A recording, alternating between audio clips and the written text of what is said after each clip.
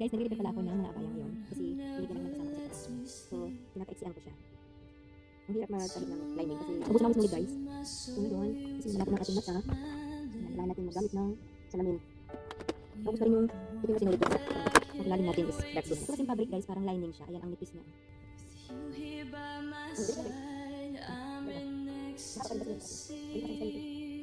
Ito guys, meron pa akong isang kabaya. Parang style naman siya. Ano, sobrang haba. Gusto mo diba? Ito lang guys. Ano, salon. Nandito naman ako sa gamit guys. Tapos bibili na lang ako ng bahala na guys. Pag-uwi ko na dyan sa Pilipinas. Kasi parang nasanay na rin ako sa ano, pagiging nail technician, beauty salon. Tapos pero hindi ko pa rin nakakalimutan yung ano, maging isang tailor.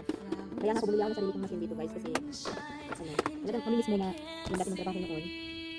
Maalala mo pa rin talaga. Maminis mo. Kaya yung bumili ako ng isang machine para mayroon ako dito ang ano, sariling machine ko. Hindi ako manahi anytime kung may mga repair ako na yung malalaki na mga nabibili kong gamit. Ako na lang nagre-repair guys.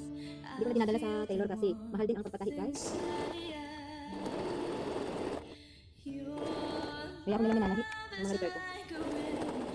Ang gusto kong bilhin sa susunod yung overlock. Kasi mas maganda yung mayroong overlock. Kasi minsan may mga repair na kailangan ng overlock. Kailangan. Parang mabigat to.